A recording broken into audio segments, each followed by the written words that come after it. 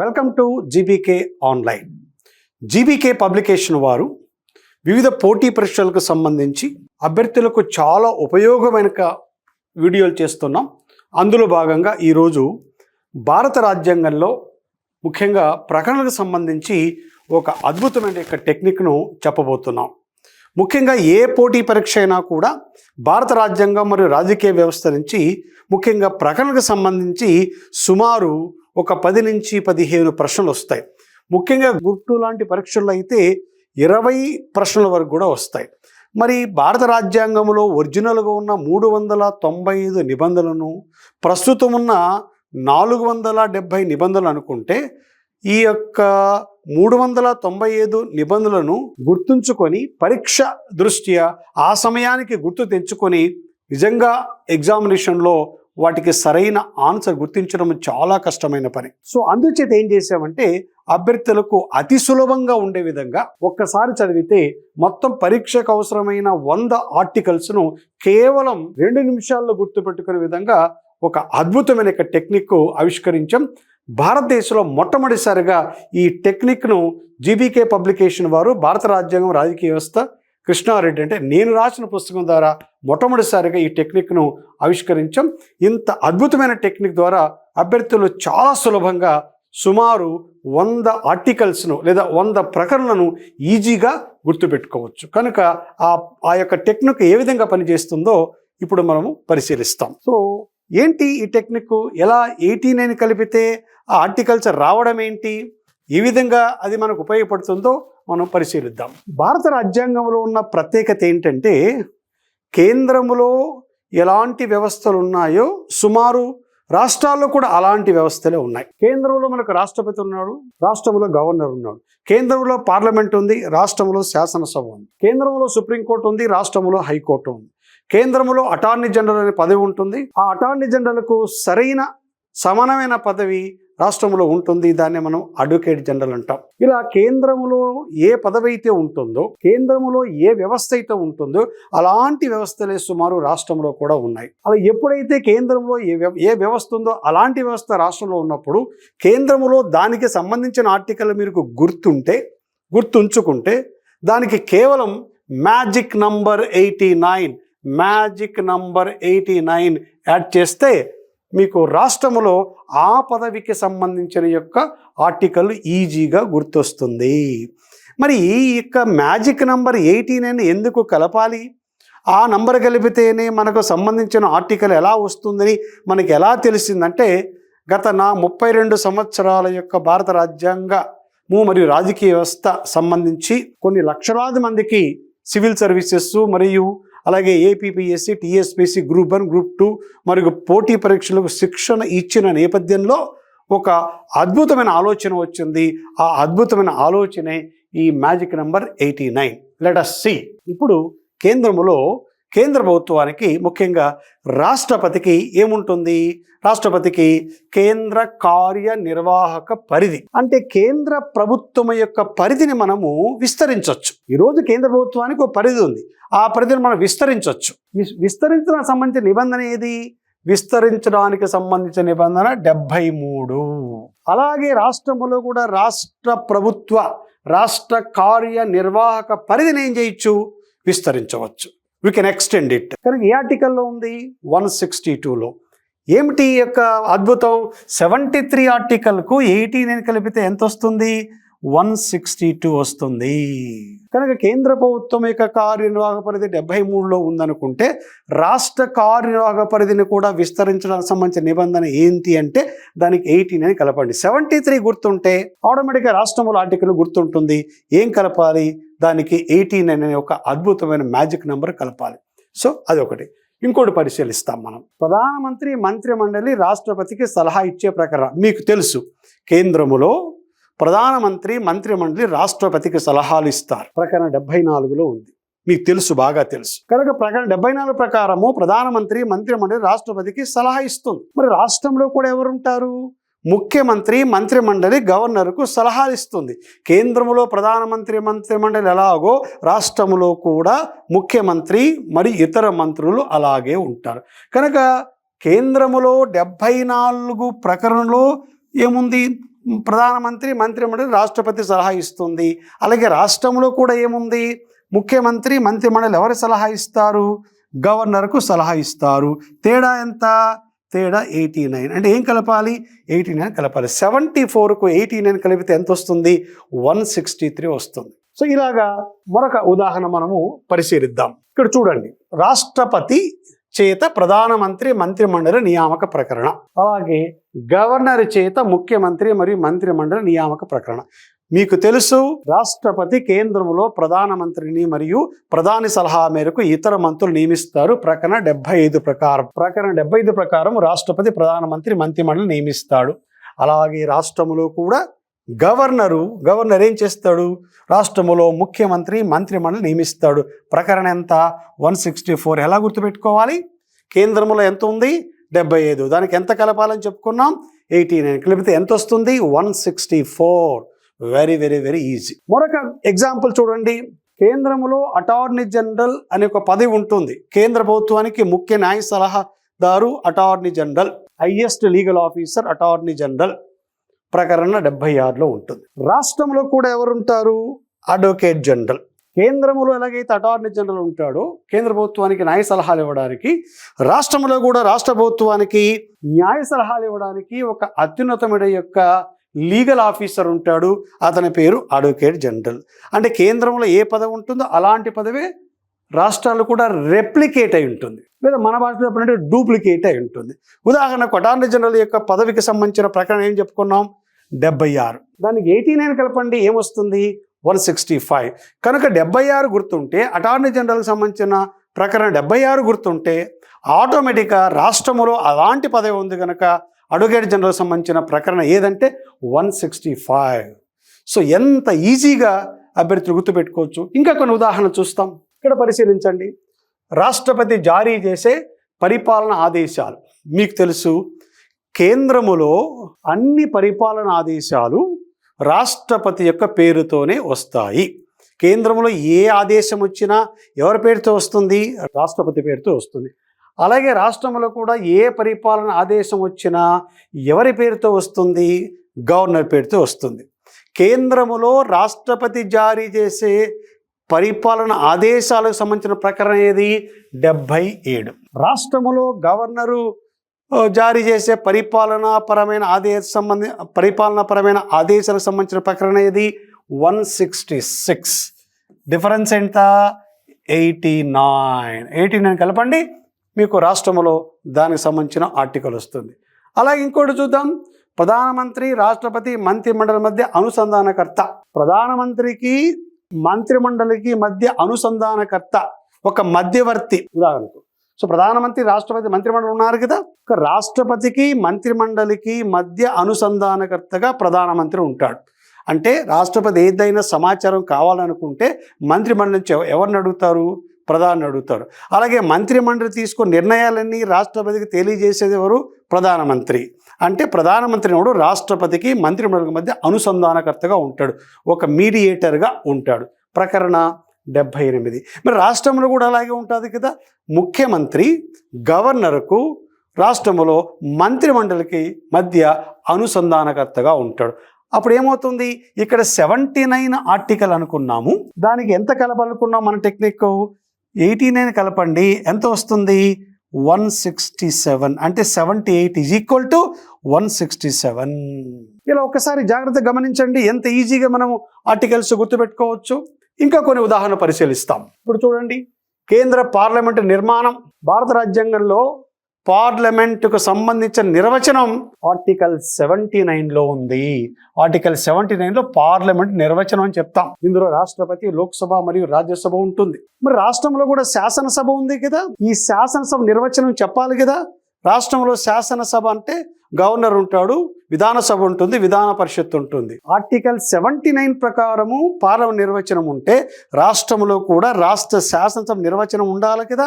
79 గుర్తుంటే రాష్ట్ర శాసనసభ యొక్క నిర్మాణానికి సంబంధించి, నిర్వచనానికి సంబంధించి గుర్తు ఉంటుంది. 168 ఈజీగా ఏంటి మధ్యలో ఉన్న టెక్నిక్ అంటే దట్ ఈస్ 89. 79 + 89 = 168. అంటే 79కు 168కు డిఫరెన్స్ 89.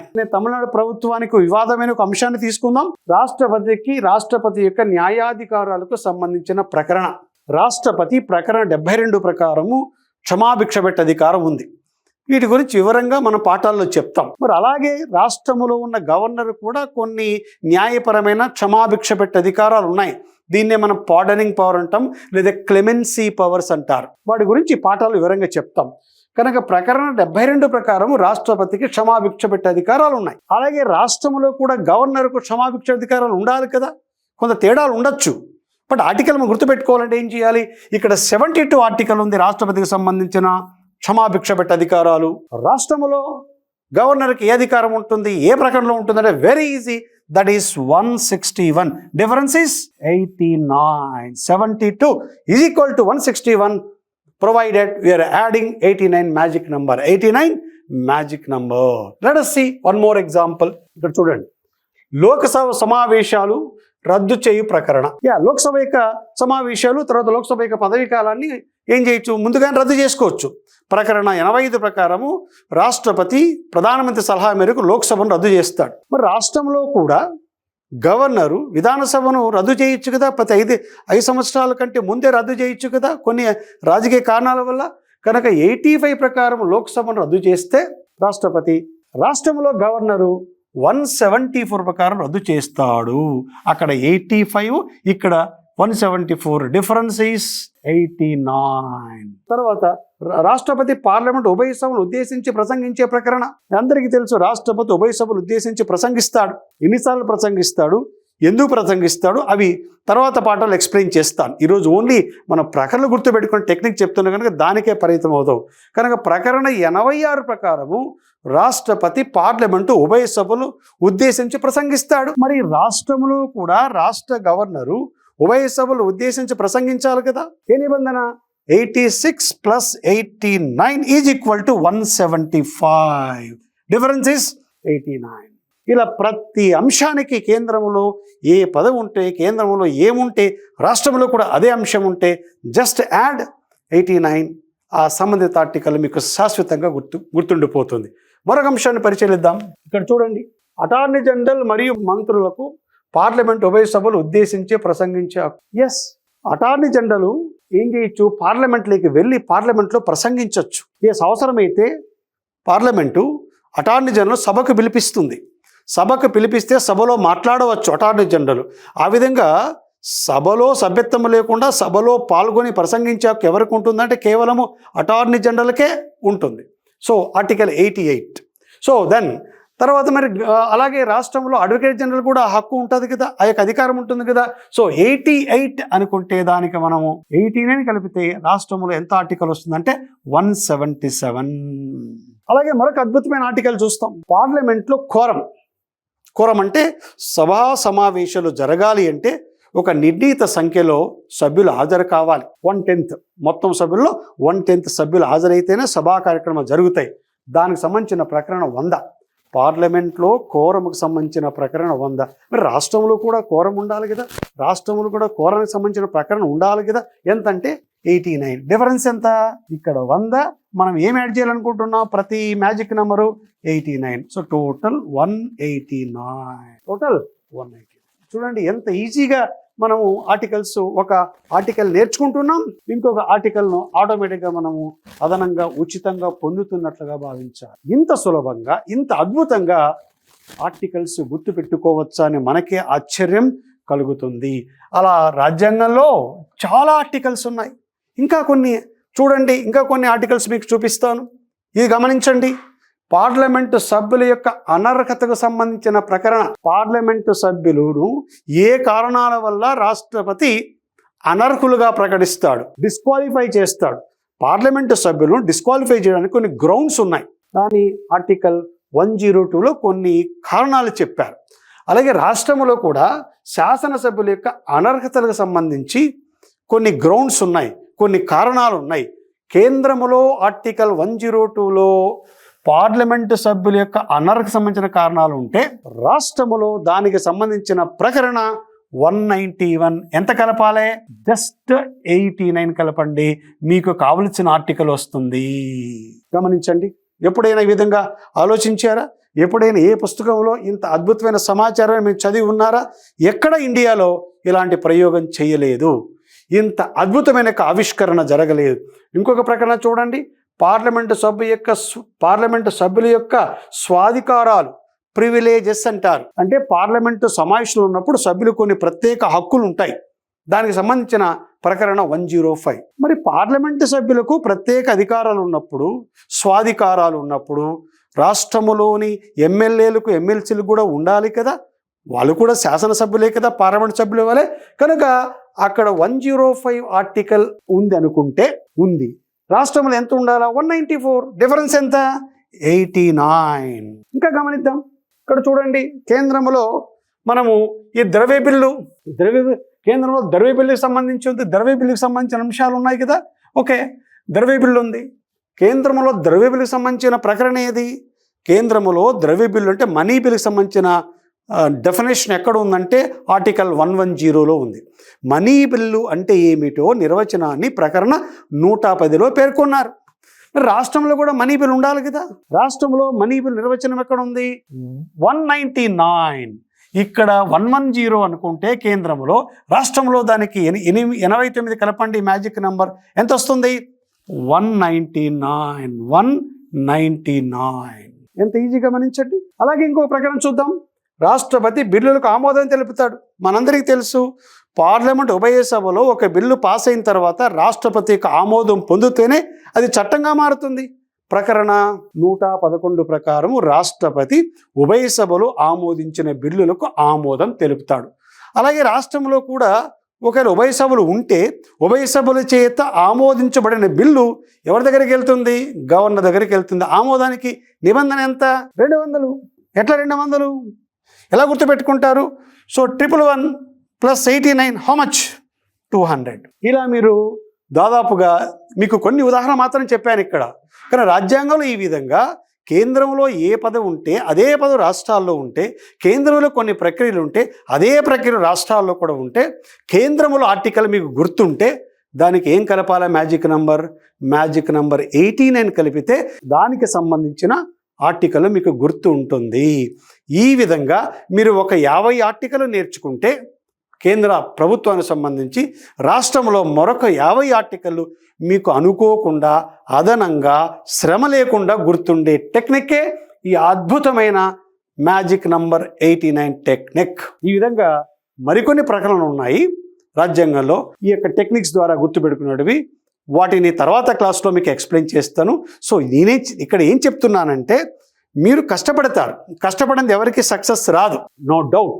కానీ ఆ కష్టంతో పాటు కొంత స్మార్ట్ వర్క్ కూడా చేయాలి, కొంత లాజిక్ ఉపయోగించి చదివితే డెఫినెట్గా మీరు అందరికంటే ఎక్కువ మార్కులు తెచ్చుకుంటారు. అందులో నేను గ్యారెంటీ ఇవ్వగలను. ఆ ఎక్కువ మార్కులు తెచ్చుకోవడానికి మేము చేసిన ఈ ప్రయోగమే, ఈ యొక్క ఇన్నోవేషనే మ్యాజిక్ నంబర్ 89. కనుక జస్ట్ ఒక 20 నిమిషాల వీడియోలో మీకు ఆల్రెడీ సబ్జెక్ట్ తెలుసుంటే 10 నిమిషాలే చాలు. కనుక ఒక 20 నిమిషాల వీడియోలో మీరు శాశ్వతంగా 100 ఆర్టికల్స్ గుర్తుంచుకునే ప్రక్రియను ఈరోజు మీకు అందించాను. కనుక దీన్ని అందరూ కూడా జాగ్రత్తగా పదే చూడండి. ఒక పర్యాయంగా కూడా 2 పర్యాయాలు వీడియో చూడండి, 3 పర్యాయాలు చూడండి. మీకు టైం అంతా కూడా మహా అంటే ఒక 30 నిమిషాలు పడుతుంది. 30 నిమిషాల్లో 100 ఆర్టికల్ నేర్చుకోవడం అనేది భారతదేశంలో ఎవరికి సాధ్యం కాదు, కేవలం ఈ టెక్నిక్ వల్ల సాధ్యమవుతుంది. కనుక ఇలాంటి అద్భుతమైన యొక్క టెక్నిక్స్ మరికొన్ని వీడియోల్లో చేస్తాం. తప్పకుండా జీబీకే పబ్లికేషన్స్ ఆన్లైన్ ఫాలో కావండి. సో ఈ యొక్క యాప్ను డౌన్లోడ్ చేసుకోండి. జీబీకే యాప్ ఉంది, అలాగే జీబీకే యూట్యూబ్ ఛానల్ ఉంది. మీరు అది డౌన్లోడ్ చేసుకోండి, అంతా కూడా చూడండి, లైక్ చేయండి, షేర్ చేయండి, మీ మిత్రులతో కూడా ఈ యొక్క అద్భుతమైన విషయాలు పంచుకోండి. సో ఈ సమాచారాన్ని అందరికీ చేరవేయండి. మీ అందరికీ కూడా మీరు ఉపయోగపడే విధంగా చేస్తారని ఆశిస్తున్నాను. మరొక వీడియోలో ఇలాంటి అద్భుతమైన మరొక వీడియోను అందిస్తాను. సో అంతవరకు good bye, see you in the next video.